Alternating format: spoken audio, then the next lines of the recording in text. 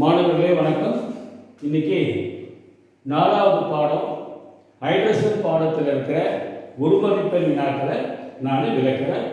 எல்லாம் புக் எடுத்துங்க. Page number 132. First கேள்வி, கீழ்கண்ட கூற்றுகளில் ஹைட்ரஜன் பற்றிய தவறான கூற்று எதுன்னு கேட்குறாங்க. இது நீட்டில் கூட கேட்கிறாங்க. கீழ்கண்ட கூற்றுகளில் ஹைட்ரஜன் பற்றிய தவறான கூற்று எது?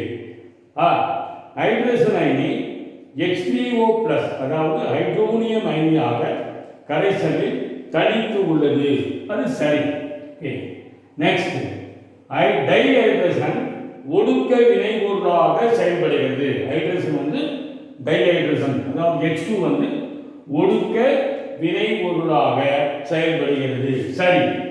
நெக்ஸ்ட், ஹைட்ரஜன் 3 ஐசோடோப்புகளை கொண்டுள்ளது. கரெக்டா? Hydrogen 3 isotope. ஐசோடோப்னா ஒத்த அணு எண்ணையும் வெவ்வேறு நிறை எண்ணையும் கொண்ட ஒரே தனிமத்தின் அணுக்கள். ஐசோடோப்னா அணு எண் ஒன்றா இருக்கும், ஆனால் நிறை எண் மட்டும் வேறுபடும். ஓகே, ஹைட்ரஜன் 3 ஐசோடோப்புகளை கொண்டுள்ளது. ஒன்று புரோட்டியம், சாதாரண ஹைட்ரஜன் பேரு, இன்னொன்று டியூட்ரியம், அடுத்தது டெரிட்டியம். 3 ஐசோடோப்புகளை கொண்டுள்ளது. ஹைட்ரஜன்ல பார்த்தீங்கன்னா அணு எண் 1 நிறை எண் 1, டியூட்டீரியத்தில் அணு எண் 1 நிறை எண் 2 நிறை. ஓகே, டெரிட்டியத்தில் அணு எண் 1 நிறை எண் 3. ஓகே, அணு எண் என்னன்னு கேட்டாக்கா என்னன்னு சொன்னா புரோட்டான் அல்லது எலக்ட்ரான் எண்ணிக்கை. நிறை எண்ணா புரோட்டானும் நியூட்ரானும் சேர்ந்தாதான் நிறை. சரியா? இப்போ ஹைட்ரஜன்ல பார்த்தீங்கன்னா ஒரே ஒரு புரோட்டான் மட்டும் இருக்கும், நியூட்ரானே இருக்காது. ஒரு புரோட்டான் நியூட்ரான் இருக்காது, 1+0. டியூட்டீரியத்தில் ஒரு புரோட்டான் இருக்கும், ஒரு நியூட்ரான் இருக்கும். எல்லாத்துலேயும் ஒரு புரோட்டான் ஒரு எலக்ட்ரான் தான் இருக்கும். ஆனால் இதில் கூட ஒரு இதில் ஹைட்ரஜனை விட டியூட்டீரியத்தில் ஒரு புரோட்டான் இருக்கும், ஒரு நியூட்ரான் இருக்கும். டெரிட்டியத்தில் ஒரு புரோட்டான் இருக்கும், 2 நியூட்ரான் இருக்கும். சரியா? அது தெரிஞ்சுக்கணும். அவற்றில் டெரிட்டியம் அதிக அளவில் காணப்படுதுன்னு சொல்றான். இந்த கூற்று தவறு. ஏன்னா நல்லா கவனிச்சுக்கோ, டெரிட்டியம் மிக மிக சிறிய அளவில் தான் காணப்படும். இப்போ பார்த்தீங்கன்னா டியூட்டீரியம் பார்த்தீங்கன்னா தெரிஞ்சுக்கோ 0.015% காணப்படும் டியூட்டீரியம். டெரிட்டியம் பார்த்தீங்கன்னா 10⁻18 ஹைட்ரஜன் அணுவில் ஒரு டிரிட்டியம் அணு, 10⁻18 ஹைட்ரஜன் அணுவில் ஒரே ஒரு டிரிட்டியம் அணு என்ற அளவில் தான் காணப்படுது. மிக மிக குறைந்த அளவில் தான் காணப்படுது. இவன் புக்கில் என்ன கொடுத்துருக்கான்? டிரிட்டியம் அதிக அளவு. தவறான கூற்று. நெக்ஸ்ட், அயனி உப்புக்களில் எப்பொழுதும் ஹைட்ரஜன் நேரடியாக காணப்படுவதில்லை. சரி, இந்த கூற்று சரி. உதாரணமாக பார்த்தீங்கன்னா அயனி ஹைட்ரைடு, உதாரணமாக சோடியம் ஹைட்ரைடு. இந்த மாதிரி அயனி ஹைட்ரைடெல்லாம் கார உலோகங்கள் மற்றும் பெரிலியம் மெக்னீசியத்தை தவிர மற்ற கார மண் உலோகங்கள் எலக்ட்ரானை ஹைட்ரஜனுக்கு கொடுத்துரும். எலக்ட்ரானை ஹைட்ரஜனுக்கு வழங்குவதனால தான் இத்தகைய ஹைட்ரைடுகள் உண்டாகுது. இதில் பார்த்தீங்கன்னா கார உலோகங்கள் நேர்மின் சுமையை பெற்றிருக்கும். ஹைட்ரஜன் ஹைட்ரைடு அயனி H- காணப்படும். ஓகே, அப்போ நேரடியாக காணப்படுதுங்கிறது சரியான கூற்று. தவறான கூற்று 3வது. ஓகே, நெக்ஸ்ட் 2வது கேள்வி. செகண்ட் கொஸ்டின் நீர்வாயு என்பது H2O or CO plus H2O. 3வது CO plus H2. ஓகே, 3வது CO plus H2. இதுதான் நீர்வாயுன்னு சொல்லுவோம். கார்பன் மோனாக்சைடும் ஹைட்ரஜனும் கலந்த கலவை. 4வது CO plus N2. இதை நம்ம உற்பத்தி வாயு, ப்ரொடியூசர் கேஸ்னு சொல்லுவாங்க. தெரிஞ்சுக்கோ. அப்போ நீர்வாயுனா CO plus H2O. ஓகே, 3வது ஆர்த்தோ மற்றும் பேரா டைஹைட்ரஜன் குறித்து கீழ்கண்ட கூற்றுகளில் எது தவறானது? இப்போ அதாவது ஹைட்ரஜன் மூலக்கூறுல 2 வகை இருக்குது. ஆர்த்தோ ஹைட்ரஜன், பேரா ஹைட்ரஜன். ஓகே, இப்போ ஆர்த்தோ ஹைட்ரஜன்னா ஹைட்ரஜன் மூலக்கூறில் உள்ள 2 ஹைட்ரஜன் அணுக்கருக்களின் அதாவது உட்கருக்களின் சுழற்சி ஒரே திசையில் இருந்தால் ஆர்த்தோ. இது பேர் ஆர்த்தோன்னு பேர். உட்கரு புரோட்டான் சுழற்சி ஒரே திசையில் இருந்தால் ஆர்த்தோ. அதே அதாவது ஹைட்ரஜன் மூலக்கூறில் உள்ள 2 ஹைட்ரஜன் அணுக்கருக்களினுடைய சுழற்சி எதிரெதிர் திசையில் இருந்தால் அது பேரா. சரி, அவை பாருங்க. ஃபர்ஸ்ட் உட்கரு சுழற்சி ஐசோடோப்புகள். சரி, அடுத்தது ஆர்த்தோமாட்ரியம் பூஜ்ஜிய உட்கரு சுழற்சியும் பேராமாட்ரியம் ஒரு உட்கரு சுழற்சியும் கொண்டுள்ளது. ஆர்த்தோமாட்ரியம் பூஜ்ஜிய உட்கரு சுழற்சியும் பேராமாட்ரியம் ஒரு உட்கரு சுழற்சியும் கொண்டுள்ளது. இது தவறு. ஏன்னா பேரால தான் பார்த்தீங்கன்னா அணுக்கருக்களின் சுழற்சி எதிரெதிராக உள்ளது. அணுக்கருக்களின் சுழற்சி எதிரெதிராக உள்ளது. அதனால பேராமாட்ரியம் தான் பூஜ்ஜிய உட்கரு சுழற்சியை பெற்றிருக்கும். ஆர்த்தோமாட்ரியம் ஒரு உட்கரு சுழற்சியை பெற்றிருக்கும். ஸோ இந்த பாயிண்ட் தான் தவறான கூற்று. ஸோ பி தான் தவறான கூற்று. ஸோ இதுதான் ஆன்சர். நம்ம கேட்கறது தவறான கூற்று தான். குறைந்த வெப்பநிலை பேராமாட்ரியத்துக்கு சாதகமாக உள்ளது. சரி, சாதாரண வெப்பநிலையில பார்த்தீங்கன்னா தெரியுங்க 75% ஆர்த்தோமும் 25% தான் பேரா இருக்கும். வெப்பநிலையை குறைக்க பேரா ஹைட்ரஜன் அதிகமாகும். குறைந்த வெப்பநிலையில பேரா ஹைட்ரஜன் அளவு அதிகரிக்கும். சரியான கூற்று. 4வது பாருங்க. பேராமாட்ரியத்தின் வெப்ப கடத்தும் திறன் அதன் ஆர்த்தோமாட்ரியத்தை விட 50% அதிகம். பேராமாட்ரியத்தின் வெப்ப கடத்தும் திறன் ஆர்த்தோ விட அதிகம். இதுவும் சரியான கூற்று. அப்ப தவறான கூற்று டி. நெக்ஸ்ட் 4வது 4th क्वेश्चन. அயனி ஹைட்ரைடுகளை உருவாக்குவை ஹாலஜன்களா? அயனி ஹைட்ரைடுகளை உருவாக்குவை ஹாலஜன்களா? சார்கோஜனா? மந்தவாயுக்கள்? தொகுதி 1 தனிமங்கள். ஏற்கனவே சொல்லிட்டேன். 4வது தான் தொகுதி 1 தனிமங்கள், அதாவது கார உலோகங்கள்.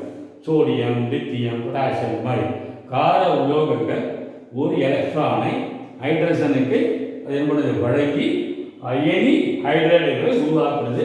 அப்போ கார உலோகங்கள் நேர்மின் சுமையை பெற்றிருக்கும். ஹைட்ரஜன் எதிர்மின் சுமை H- ஹைட்ரைடு அயனியாக காணப்படும். அயனி ஹைட்ரைடு. 5வது கேள்வி. திரிட்டிய உட்கரு கொண்டிருக்கிறான்னு சொல்றது. புரோட்டியம் அதில் பார்த்தீங்கன்னா ஒரு புரோட்டான் நியூட்ரானே இருக்காது. டுட்டீரியத்தில் ஒரு புரோட்டான் ஒரு நியூட்ரான். டிரிட்டியத்தில் ஒரு புரோட்டான் 2 நியூட்ரான் இருக்கும்.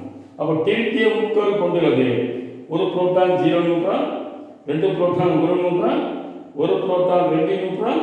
4வது இவற்றில் ஏதும் இல்லை. ஆப்ஷன் இ 3வது தான். ஸோ 3வது தான் சரியான. நெக்ஸ்ட் வேதி வினைக்கூறு விகிதத்தின் அடிப்படையில் அமையாத ஹைட்ரைடுகளை உருவாக்குவை. பெலேடியம் நிலையம், கார்பன் நிக்கல், மேங்கனீஸ் லித்தியம். 4வது நைட்ரஜன் குளோரின்.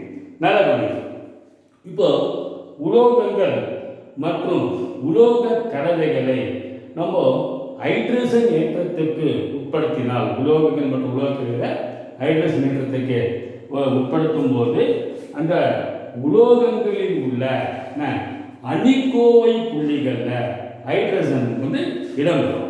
உலோகங்களில் உள்ள அணிக்கோவை இடைவெளியில் நல்லா கவனிக்கணும். உலோகங்களில் உள்ள அணிக்கோவை இடைவெளியில் அல்லது வெற்றிடங்களில் ஹைட்ரஜன் காணப்படும். இந்த ஹைட்ரைடுகள் தான் நம்ம சொல்றோம்னா உலோக ஹைட்ரைடுகள். இந்த உலோக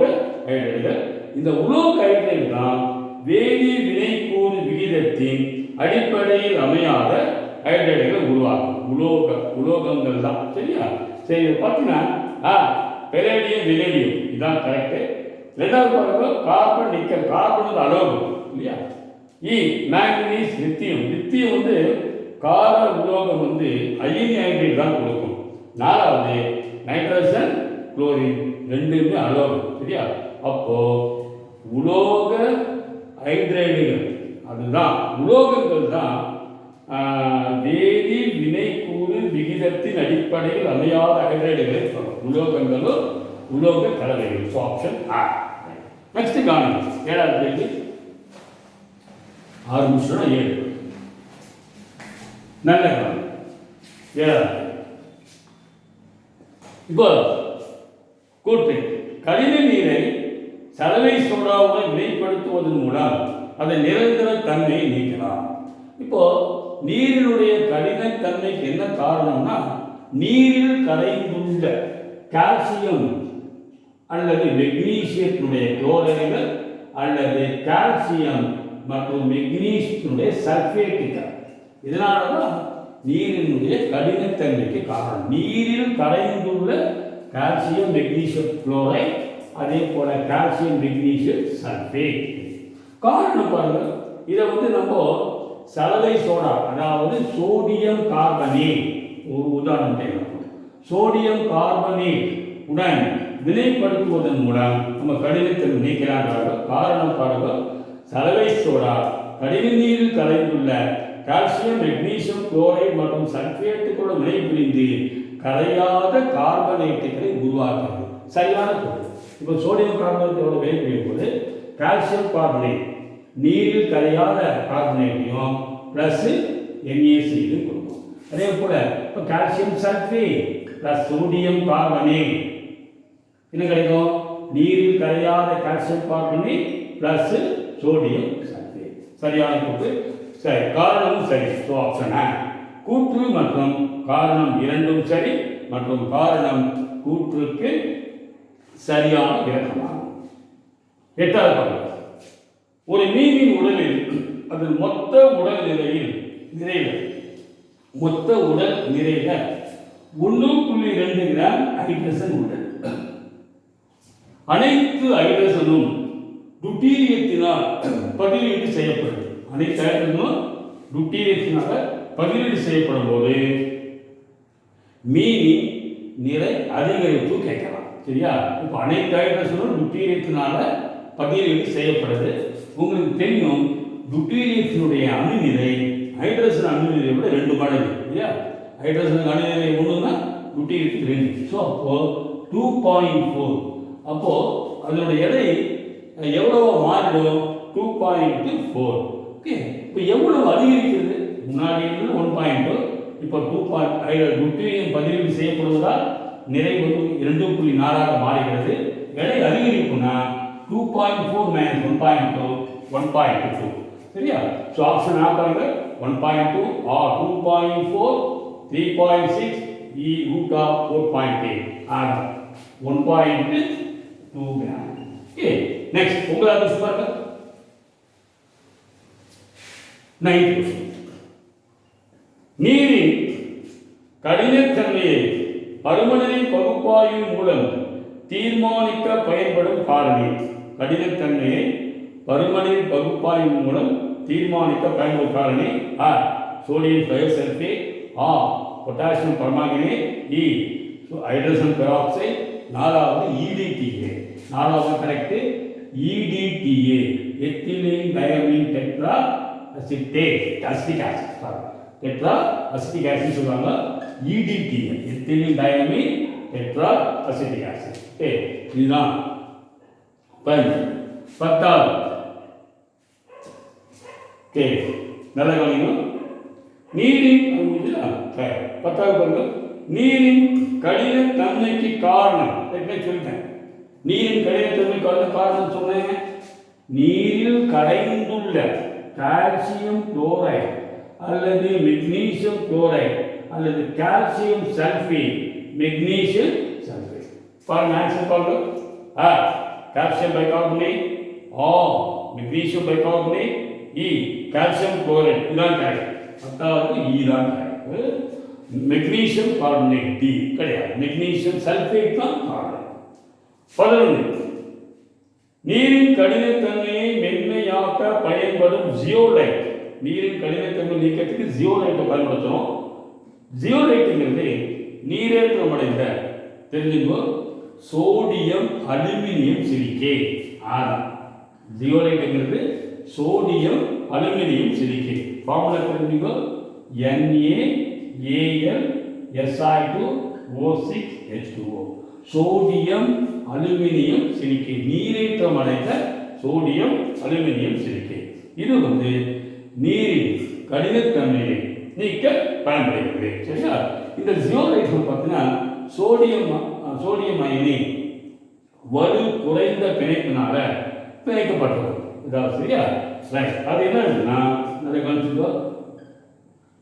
இந்த நீரின் கடினத்தின் தன்மைக்கு காரணமான அயனியுடன் பரிமாற்றம் அடைகிறது. ஓகே, இந்த சோடியம் அயனி என்ன இருக்குன்னா நீரில் கடினத்தன்மைக்கு காரணமான அயனியுடன் பரிமாற்றம் அடைகிறது. அப்போ என்ன நமக்கு Mz plus 2Mg plus அவ்வளோதான். ஓகே, சரி. பன்னெண்டாவது விஷயம், வணிக ரீதியான ஹைட்ரஜன் பெராக்சைடில் 100 கனளவு என குறிக்கப்பட்டுள்ளது. ஹைட்ரஜன் பெராக்சைடு நம்ம 100 கனளவு குறிச்சிருப்பாங்க. இதன் பொருள் என்னன்னு தெரிஞ்சுக்கோ. ஃபர்ஸ்ட் இதன் பொருள் என்னன்னா திட்ட அழுத்த நிலையில் STP, அதாவது STPல 1 ml ஹைட்ரஜன் பெராக்சைடு கரைசல் 100 ml ஆக்சிஜனை தரும். 100 கனளவு ஹைட்ரஜன் பெராக்சைடுனா 1 ml ஹைட்ரஜன் பெராக்சைடு கரைசல் 100 ml ஆக்சிஜனை தரும் அர்த்தம். புரியுதா? உதாரணம் என்ன ஆன்சருக்கு ஃபர்ஸ்ட். சரி, இப்போ தெரிஞ்சுக்கணும் 30 கனளவுன்னா என்ன அர்த்தம்? 1 ml hydrogen peroxide 1 ml hydrogen peroxide கரைசல் 30 ml ஆக்சிஜனை கொடுக்கும் அப்படின்னா. ஓகே, இந்த மாதிரி. ரைட். நெக்ஸ்ட் கவனிங்க. 13 ஈத்தரின் முன்னிலையில் பொட்டாசியம் டைக்ரோமேட் கரைசலுடன் ஹைட்ரஜன் பெராக்சைடு சேர்த்து கொடுக்கப்படுகிறது. ஈத்தர் முன்னிலையில் பொட்டாசியம் டைக்ரோமேட்டுடன் ஹைட்ரஜன் பெராக்சைடு சேர்த்து கொடுக்கிறோம். ஈத்தர் அடுக்கானது நீளமாக மாறும். இதுக்கு என்ன காரணம்னா நமக்கு குரோமியம் 6 ஆக்சைடு உண்டாகும். குரோமியம் 6 ஆக்சைடு நல்லா கவனிக்கணும். ஈக்குவேஷன் பார்த்தோம். இது புக்கில் கொடுக்கல.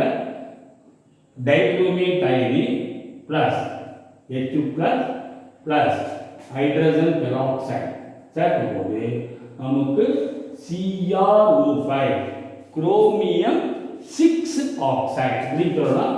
அவங்க புக்கில் கொடுத்துருவாங்க CrO2 2 time chromium 6 oxide plus H2O. Okay, right. இதில் பார்த்தீங்கன்னா இந்த சமன் செஞ்சினா 10 வாட்டர் வரும், 5 வாட்டர் வரும் இல்லையா? 5 water. So Cr2O2 minus 2H plus 4H2O 2CrO5 plus 5H2O. இந்த சேர்வு உண்டாகும். இது பேர் குரோமியம் 6 ஆக்சைடு அப்படின்னு பேரு. ஸோ ஆப்ஷன் Cr2O3 கிடையாது, CrO4 2 மைனஸ் கிடையாது, மூணாவது CrO2 2 கரெக்ட். மூணாவது ஈனா ரைட். 14 நல்ல கொஸ்டின், நீட் கொஸ்டின். இது நீட்டோட தேவை, நல்ல டஃப்பான கொஸ்டின். 1 மோல் அமிலம் கலந்த KM1O4 1 மோல் அமிலம் கலந்த KM1O4 நிறமிழக்க செய்ய தேவைப்படும் ஹைட்ரஜன் பெராக்சைடின் மோல் எண்ணிக்கை கேட்கலாம்.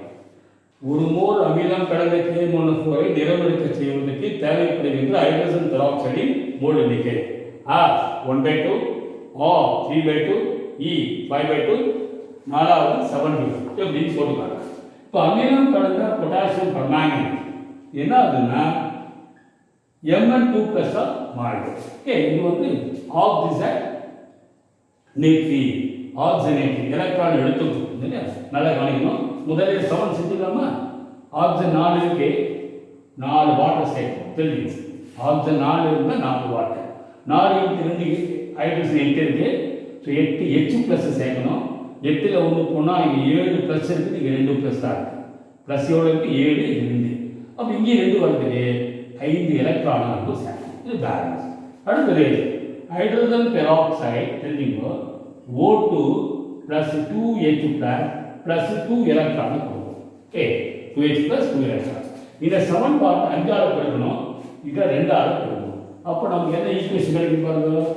2MnO4 minus ஓகே 10 இங்க I into 10 எலக்ட்ரான் இது கேன்சல் ஆகும் plus 16H plus 5H2O2 gives 2ஆல பெருக்கிறீங்க 2Mn2 plus O2 5O2 இங்க என்ன இருப்பாங்க I2 10H plus இல்லையா இந்த பக்கம் 16H plus இருக்கு அப்ப இங்க 6H plus தான் வரும் இது சரியா இந்த பக்கம் 10 இருக்கு இல்லையா இந்த பக்கம் 16 அப்போ கேன்சல் ஆச்சுன்னா 16 10 போச்சுன்னா 6 தான் வரும் ஓகே இங்க வேற என்ன பாருங்க 5 into 2 10 இது முடிஞ்சிடும் ஓகே சரி ரைட்டா இந்த பிளஸ் வாட் நமக்கு 8 வாட் இப்போ பாத்தீங்கன்னா நல்லா கவனிக்கணும் இது பேலன்ஸ் ஆகிட்டு பார்த்தோம்னா 2m ஆக்சிஜனோட பாருங்க 10 18 18க்கு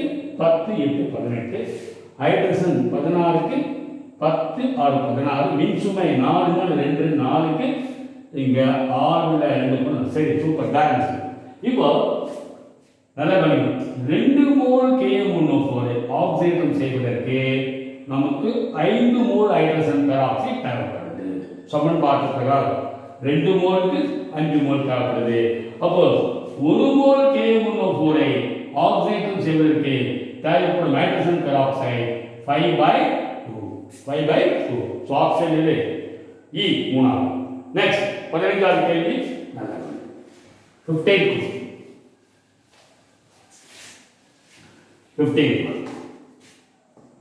1.5 normal hydrogen peroxide கனஅளவு செறிவு என்ன 1.5 4.5 E 16.8 D 8.4 ஒரு சின்ன ஃபார்முலா தெரிஞ்சுக்கோ கனஅளவு சதவீதம் அது கனஅளவு சதவீதம் செறிவுனா வால்யூம் பர்சன்டேஜ் அல்லது கனஅளவு செறிவு கனஅளவு செறிவு தெரிஞ்சுக்கோ 5.6 into normality நாம் பார்க்கணும் 5.6 into normality so 5.6 into 1.5 ஆல பெருக்கினா 8.24 ஓகே சரி இது எப்படி வந்து உங்களுக்கு சொல்லிருக்கேன் நல்லா கவனிக்கணும் இப்போ நல்லா கவனிக்கணும் இந்த ஃபார்முலா எப்படி வருதுன்னு உங்களுக்கு சொல்லிட்டு தெரிஞ்சுக்கணும் ஹைட்ரஜன் பெராக்சைடு H2O2 இது சிதையுது H2O plus ஆக்சிஜன் நல்லா கவனிக்கணும் மூலக்கூறுகளை 34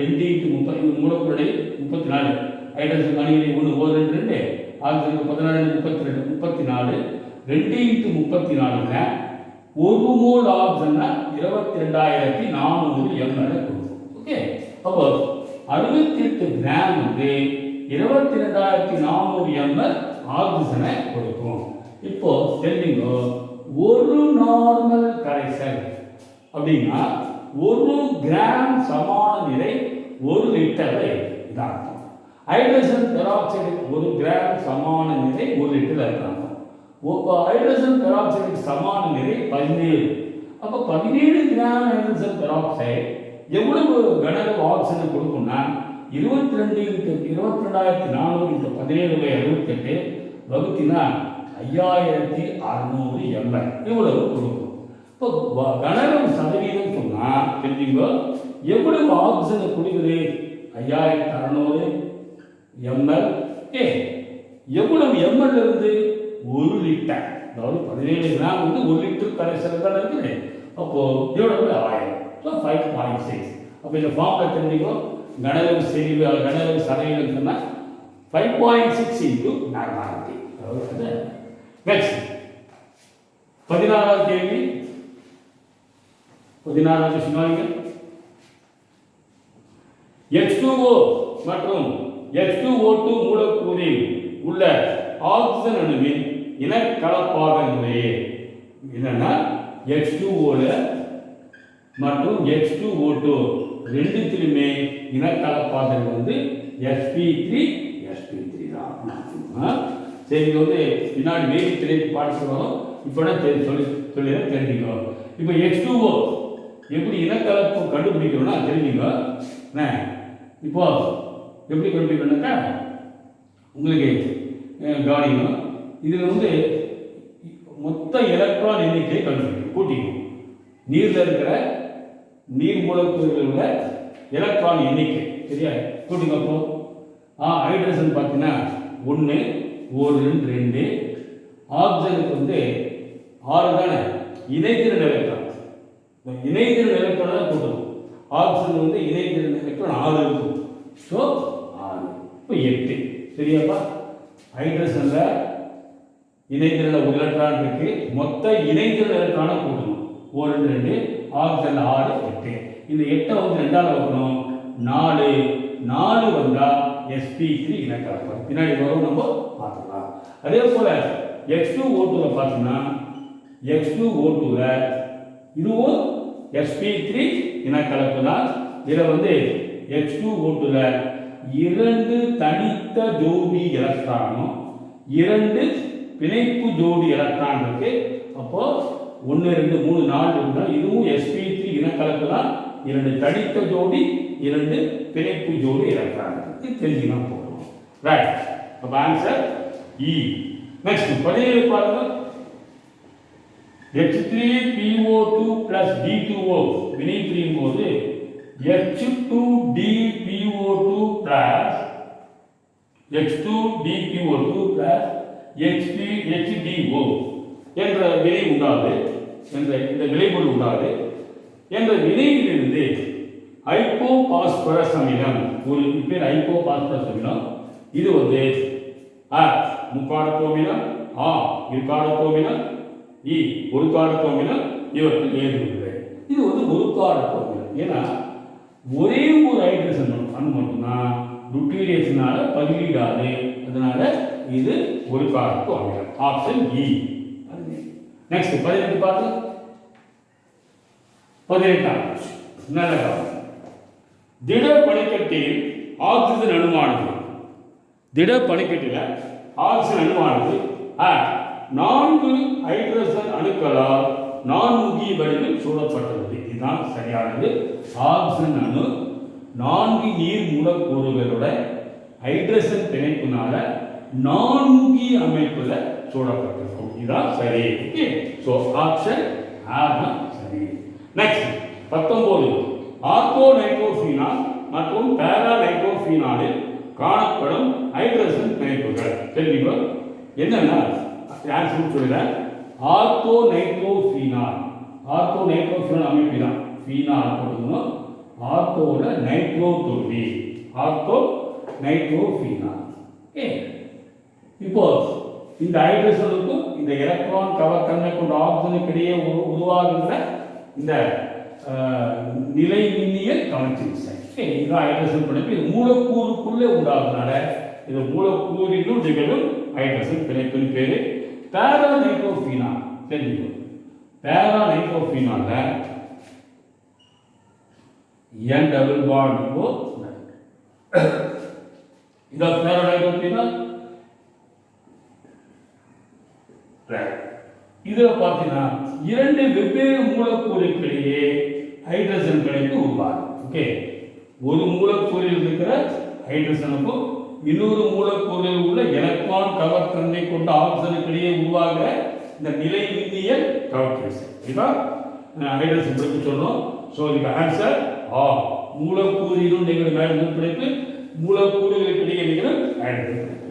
20வது கொஸ்டின் பாருங்க. கனநீர் அணுக்கரை வினைகளை மட்டுப்படுத்தி அணுக்கரை வினைகளை குளிர்விப்பான்.